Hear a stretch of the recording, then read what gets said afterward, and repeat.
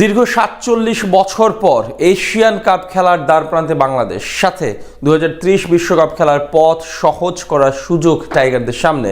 হামজা চৌধুরী, সমিত সোমদের হাত ধরে বড় স্বপ্ন দেখছে বাংলার কোটি ভক্তরা। ৬৪ দলের বিশ্বকাপই অভিষেক হতে পারে লাল সবুজের প্রতিনিধিদের, যার জন্য সামনে আছে এক কঠিন সমীকরণ।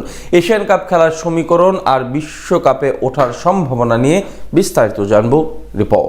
আর্জেন্টিনা, ব্রাজিল কিংবা ফ্রান্সের মতো দেশগুলোর সাথে বিশ্বকাপ খেলবে আমাদের বাংলাদেশ, এমন একটা স্বপ্ন বহু বছর ধরে লালন করছে এদেশের কোটি কোটি ফুটবল প্রেমীরা। ভিনদেশি কোনো পতাকা নয়, বরং লাল সবুজের পতাকা নিয়ে উদযাপন করব আমরা। এটাই তো দু চোখের সবচেয়ে বড় স্বপ্ন।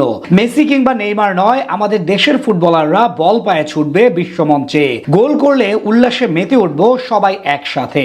এমন একটা মুহূর্তের অপেক্ষায় আমরা সকলে। কাল্পনিক কোনো গল্প নয়, চাইলে এই কথাগুলো সত্যি হতে পারে আমাদের ক্ষেত্রে। হামজা চৌধুরী, সমিত সোমদের হাত ধরে বিশ্বকাপে জায়গা করে নিতে পারে বাংলাদেশ। ২০৩০ সালে হতে পারে সব কথার সত্যিকারের প্রতিফলন। সাথে দীর্ঘ ২২ বছর পর এশিয়ান কাপ খেলার যোগ্যতা অর্জন করার সুযোগ আসছে হাভিয়ার কাবরেরার শিষ্যদের। বাংলাদেশ ফুটবল দল এখন খেলছে এশিয়ান কাপ বাছাই পর্বের চূড়ান্ত রাউন্ডে, যেখানে মোট ২৪টা দেশ লড়ছে ৬টি আলাদা গ্রুপে ভাগ হয়ে। ২০২৭ সালে সৌদি আরবের মাটিতে এশিয়ার সেরা ২৪টি দলের অংশগ্রহণে আয়োজিত হবে এশিয়ান কাপ। সেখানে অলরেডি 18টি দল নিশ্চিত, বাকি 6 দল আসবে বাছাই পর্ব থেকে। এখানে বাংলাদেশ আছে গ্রুপ সি তে, যেখানে আছে বাংলাদেশ, হংকং, ভারত এবং সিঙ্গাপুর। ইতোমধ্যে এক ম্যাচে 1 পয়েন্ট নিয়ে শীর্ষে আছেন জামাল ভুইয়ারা। 24 দলের প্রতিযোগিতায় প্রতিটা গ্রুপ থেকে একটি করে দল বাছাই করা হবে। এখানে গ্রুপ চ্যাম্পিয়ন যারা হবে তারা পৌঁছে যাবে সরাসরি এশিয়ান কাপে, অর্থাৎ 3 দলকে পেছনে ফেলে গ্রুপ সি থেকে চ্যাম্পিয়ন হতে পারলে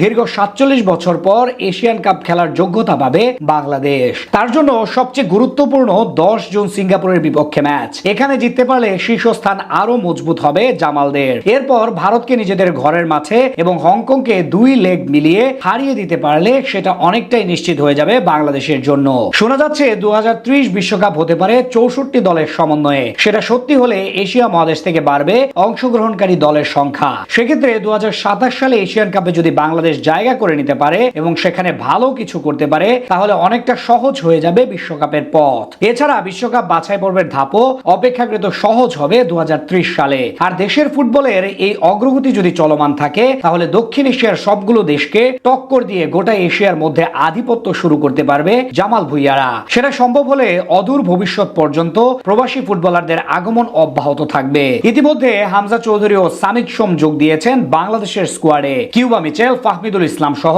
আরো বেশ কিছু প্রতিভাবান ও বিশ্বমানের ফুটবলার আসতে যাচ্ছেন বঙ্গপাড়ে। তাদের নিয়ে আগামী কয়েক বছরের মধ্যে শক্তিশালী দলে পরিণত হবে বাংলাদেশ।